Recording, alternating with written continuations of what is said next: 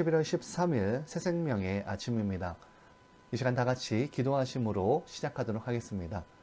거룩하신 하나님 아버지 감사합니다. 한없이 부족하고 연약한 우리들이지만 그럼에도 불구하고 하나님께서 자녀 삼아 주시며 주님의 그 말씀과 사랑 안에 거하게 하시니 감사합니다. 오늘 이 하루도 주님의 그 말씀의 실현이 우리의 삶 속에 주님의 그 사랑의 따스함이 우리의 행실 가운데 있게 하여 주셔서 우리가 속해져 있는 일터와 가정 그리고 교회와 사회 안에 주님의 편지로서 그 사명 잘 감당할 수 있도록 우리와 함께하여 주시옵소서. 오늘도 주님께 모든 것 맡기며 예수님의 이름으로 기도합니다. 아멘. 오늘 하나님께서 주시는 말씀은 사무엘상 8장 4절부터 10절까지의 말씀입니다. 사무엘상 8장 4절에서부터 10절까지의 말씀입니다. 이스라엘의 모든 장로가 모여 라마에 있는 사무엘에게 나아가서 그에게 이르되 보소서 당신은 늙고 당신의 아들들은 당신의 행위를 따르지 아니하니 모든 나라와 같이 우리에게 왕을 세워 우리를 다스리게 하소서 한지라. 우리에게 왕을 주어 우리를 다스리게 하라 했을 때에 사무엘이 그것을 기뻐하지 아니하여 여호와께 기도하며 여호와께서 사무엘에게 이르시되 백성이 내게 한 말을 다 들으라. 이는 그들이 너를 버림이 아니요 나를 버려 자기들의 왕이 되지 못하게 함이니라. 내가 그들을 애굽에서 인도하여 낸 날부터 오늘까지 그들의 모든 행사로 나를 버리고 다른 신들을 섬김같이 내게도 그러하는도다. 그러므로 그들의 말을 듣되 너는 그들에게 엄히 경고하고 그들을 다스릴 왕의 제도를 가르치라. 아멘. 오늘 본문은 이스라엘 백성들이 사무엘에게 그 왕을 요구하는 장면입니다.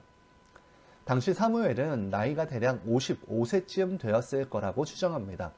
왜냐하면 사울이 이스라엘의 초대 왕으로 그 등극될 때가 주전 1050년경이었고요. 그리고 이스라엘의 사사로 본격적으로 활동했던 것이 그의 나이가 30살 정도인 주전 1075년이었기 때문에 본격적으로 사사로서 사역을 시작한 지 25년 정도가 지난 시기입니다. 그의 나이가 이제 지긋이 들었을 때, 이때에 백성들은 왕을 그들에게 요구합니다. 여기서 왕을 요구한 것, 그 자체는 사실 잘못된 것은 아니었습니다. 하나님께서도 신명기 17장 14절에서 20절에 왕에 대한 규례를 이미 선포하셨고요. 또한 사무엘서 전체적인 맥락을 볼 때에 다윗의 왕권으로 향하고 있다는 걸 감안했을 때 하나님께서는 때가 되면 왕을 세울 계획을 가지고 계셨다는 것을 알 수 있습니다. 다만 오늘 이스라엘이 왕을 요구하는 것에 대해서 사무엘과 하나님께서 실행하신 이유는 무엇이었냐면 그 이스라엘 백성들의 그 마음 안에 있는 그들의 동기 때문이었습니다. 오늘 본문의 7절에 보면 여호와께서 사무엘에게 이르시되 백성이 내게 한 말을 다 들으라. 이는 그들이 너를 버림이 아니요 나를 버려 자기들의 왕이 되지 못하게 함이니라. 하나님께서는 그들을 선택하셨고 하나님의 백성, 하나님의 자녀, 또한 하나님의 제사장 나라가 되게 하셨습니다. 곧 이스라엘은 하나님의 주권 안에서 하나님의 통치가 실현되어져야만 하는 신정국가였습니다. 매우 특별하게 하나님께서 그 나라를 세웠을 뿐만 아니라 하나님께서 다스리시는 그 모범과 그의 뜻을 선포하는 특별한 선택을 입은 나라로 세우셨기 때문에 이스라엘에게 있어서는 그 모든 사회적인 문제가 다 신학적인 해석을 내려야만 했었고 그 답을 찾아가는 것이 이 이스라엘이라고 하는 이 나라의 정체성이었고 그들의 책임이었습니다. 신명기 7장 7에서 8절을 보면 여호와께서 너희를 기뻐하시고 너희를 택하심은 너희가 다른 민족보다 수요가 많기 때문이 아니니라. 너희는 오히려 모든 민족 중에 가장 적으니라. 여호와께서 다만 너희를 사랑하심으로 말미암아 또는 너희의 조상들에게 하신 맹세를 지키려 하심으로 말미암아 자기의 권능의 손으로 너희를 인도하여 내시되 너희를 그 종되었던 집에서 애굽 왕 바로의 손에서 속량하셨으니, 좀 더 읽어보면 그런즉 너는 알라 오직 내 하나님 여호와는 하나님이시오 신실하신 하나님이시라. 그를 사랑하고 그의 계명을 지키는 자에게는 천대까지 그의 언약을 이행하시며 인애를 베푸시되 그를 미워하는 자에게는 당장에 보응하여 멸하시나니 여호와는 자기를 미워하는 자에게 지체하지 아니하시고 당장 그에게 보응하시느니라. 그런즉 너는 오늘 내가 네게 명하는 명령과 규례와 법도를 지켜 행할지니라. 곧 그들에게 있어서 그들이 필요한 모든 삶의 내용들이 하나님과의 관계 중심적으로 되어져 있었습니다. 정치, 경제, 국방 혹은 문화에 이르기까지 하나님을 주인으로 삼는 것, 곧 하나님의 통치가 실현되어지는 나라로서 믿음으로만 존재해야 되는 그들의 정체성을 지닌 자들이었습니다. 그런데 그들이 이제 왕을 요구하고 있는 것입니다. 이 왕을 요구한 것은 사실 이런 말과 같습니다. 오늘 그 이유를 찾아보면 먼저 첫째로 이 신학적인 이유 때문인데 하나님의 통치에 대한 거부 때문입니다. 7절에 보면 하나님께서 사무엘에게 이르시되 백성이 내게 한 말을 다 들으라. 이는 그들이 너를 버림이 아니요 나를 버려 자기들 왕이 되지 못하게 함이니라. 이 하나님의 통치에 대한 거부가 근본적인 이유였습니다. 그런데 오늘 이스라엘 백성들이 제시했던 그 현실적이고 근본적인 자신들의 이유는 달랐습니다. 8장 1에서 3절에 나오는데요. 사무엘의 아들들이 당시에 사사로 활동하고 있었는데 그들이 자신의 아버지의 행위대로 따르는 것이 아니라 본인들의 이익에 따라서 뇌물을 받고 판결을 다르게 하는 등 사사로서 적합하지 않은 행동이 있었기 때문입니다. 만일 이런 불의가 있었다면 다른 사사를 세워주세요 라고 요구하면 될 텐데 이스라엘 백성들은 그것이 아니라 다른 나라와 같이 우리에게도 왕을 달라고 요구합니다. 그 사실 이 내용과 그 저의 그 목적을 보면 이것은 다른 나라 사람들을 보니까 그들은 중한 집권제를 가진 군주제라는 제도로서 왕이 있었는데 그 왕을 중심으로 그 나라들이 번성하고 있었고 그것을 보니 이제 부러워서 이제 자신들은 신정국가를 떠나서 왕이 우리를 다스리는 그런 부강함을 누리고 싶다는 것이 그들의 핵심이었습니다. 이것은 사실 오랜 시간 동안 이스라엘이 처음부터 본능적으로 하나님을 버리고 이방신을 따르려고 하는 그런 타성에 빠져 있었고요.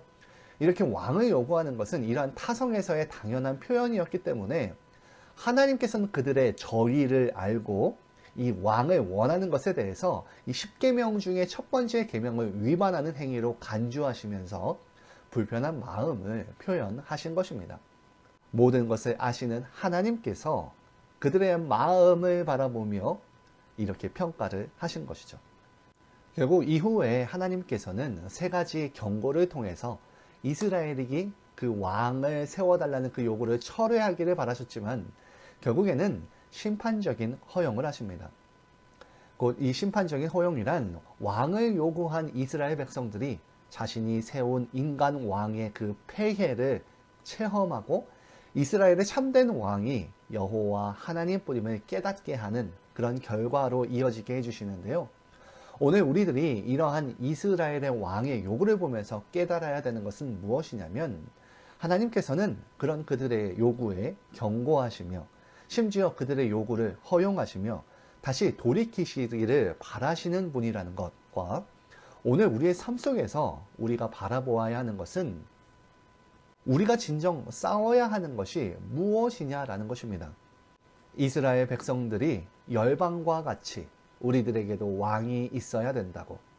진정한 그 배경은 이웃 나라들의 군사적이고 경제적인 그런 번성을 바라보고 그것의 욕망을 드러냄으로 인해서 하나님만을 왕으로 삼고 살아가야 되는 나라의 그런 자기 정체성을 포기하는 것을 보게 되어지는데 우리가 싸워야 하는 것은 하나님 한 분으로 만족하지 않는 우리들의 죄를 사랑하는 죄된 본성이 있음을 깨닫고 돌이켜서 하나님의 자녀로서 파송되어진 이곳 학교나 직장이나 가정 그리고 교회에서 우리의 정체성대로 내가 살아서 움직여서 현실을 살아내는 하나님의 자녀임을 기억하고 살아내는 저희들이 되어야겠습니다.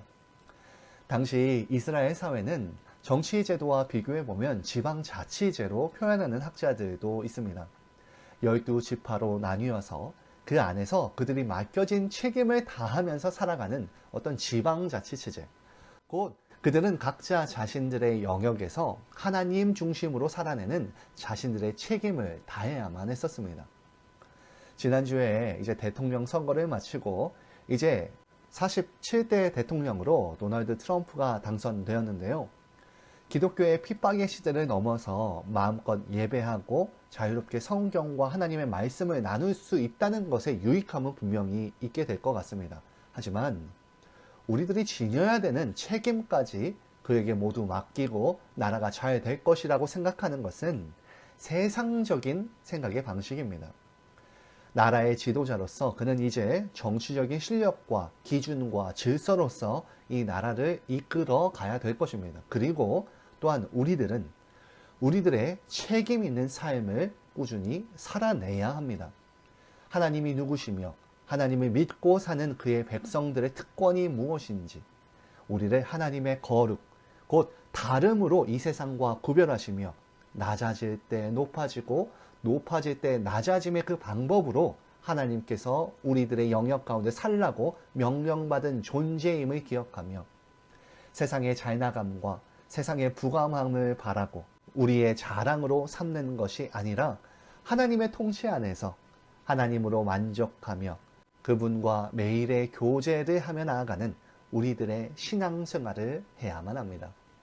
오늘 이 하루 우리가 서야 하는 곳에서 하나님의 영광을 드러내고자 하는 모든 성도들의 삶 속에서 주님의 평안이 있기를 축원하며 이 시간 공동의 기도 제목을 가지고 기도하도록 하겠습니다.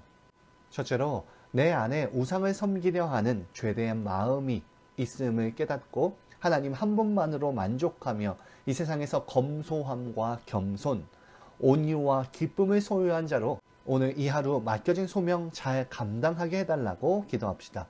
둘째로 한국을 위해서 기도하기 원하는데요. 11월 14일 내일 목요일에 한국에서는 2025년 수능이 치루어집니다. 학벌이 성공을 위한 절대적인 과정처럼 여기는 그런 잘못된 인생의 기준을 하나님께서 바르게 수정해 달라고 기도해 주시고, 또한 학생들이 최선을 다하여 준비한 만큼 그 실력을 잘 발휘할 지혜와 명철 달라고 기도해 주시기 바랍니다. 셋째로 유스의 목사로 청빙된 정다니엘 목사님의 비자 수속이 순조롭게 진행되며 유스가 말씀과 예배, 훈련 공동체로 든든히 세워져 나아가게 해달라고 기도하시고 개인 기도 하시겠습니다.